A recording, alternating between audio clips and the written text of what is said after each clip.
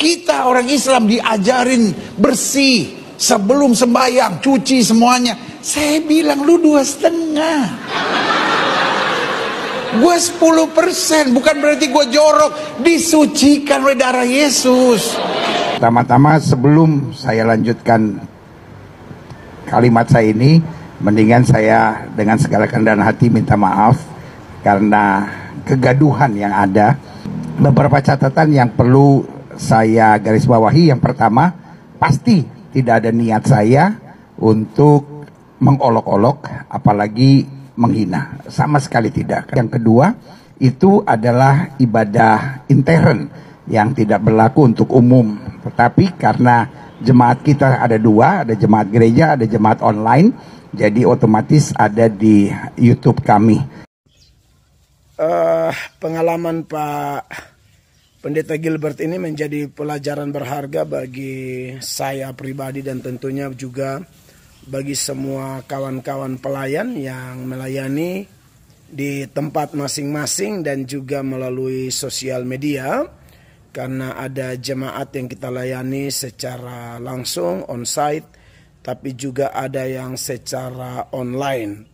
Dan saya pribadi mengenal Pendeta Gilbert, dan khusus pendeta-pendeta seumuran saya pasti menganggap bahwa Pak Gilbert adalah salah satu senior pendeta di Indonesia yang darinya kami belajar banyak hal, baik kelebihan maupun kekurangan. Karena saya yakin semua pendeta pasti punya kelebihan, tapi juga pasti punya kekurangan. Pelajaran pertama adalah bahwa memang mungkin beliau bermaksud hanya sedikit joke, karena beliau juga punya pengalaman, punya pergaulan, pertemanan dengan beberapa kiai, beberapa ustadz seperti Gus Miftah dan lain sebagainya. Kita biasa lihat di media. Dan mungkin karena saling kenal, suka bercanda, lalu istilah-istilah seperti 2,5%, 10% itu biasa antara pendeta, ustadz. Kalau mereka kumpul-kumpul kadang-kadang suka bercanda begitu, dan saya pernah nonton di media. Tujuannya mungkin hanya sebagai keakraban sesama tokoh agama atau rohaniwan dari agama yang berbeda. Tapi ternyata video ini dianggap menjadi masalah atau bikin gaduh. Tapi puji Tuhan, dari sini kami juga belajar supaya kita semua memang waspada. Saya sendiri beberapa tahun terakhir ini menyuarakan supaya dalam ceramah kami di gereja kami tidak usah singgung agama lain. Bahkan ketika saya membaptis orang-orang yang latar belakang dari Islam saja, saya pesankan bahwa kalau sudah masuk Kristen maka tidak boleh lagi dalam kesaksian menyinggung apalagi menghina agama lama kalian. Itu tidak boleh. Karena hal yang sama juga saya minta dari umat yang lain. Misalnya dari Kristen pindah ke Islam, saya juga sering serukan supaya jangan menyinggung-nyinggung agama saya, kan begitu.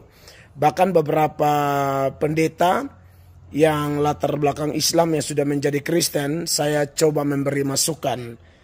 Ya, saya berharap mereka terima. Soal tidak terima terserah, tetapi saya tetap memberi masukan supaya jangan dalam ceramah kita mengejek atau mengolok agama lain. Karena kita saudara sebangsa setanah air. Apalagi Indonesia yang sangat majemuk ini, kita berharap ada kesetaraan, ada perlakuan yang sama antara sesama pemeluk agama, begitu. Lalu saudara yang diberkati oleh Tuhan Yesus Kristus, saya juga belajar hal yang lain, yaitu Pak Gilbert meminta maaf. Bagi saya ini adalah satu teladan juga yang luar biasa, karena Pak Gilbert bisa mengutarakan isi hatinya seperti apa tujuan dari videonya beliau itu, begitu ya. Dan itu sudah ramai di sosial media, dan ini juga penting bagi saudara-saudara dari agama lain yang saudara juga pernah menghina agama kami. Saudara mesti belajar dari Pendeta Gilbert, ya. Anda jangan hanya tuntut orang lain minta maaf, tapi Anda tidak minta maaf.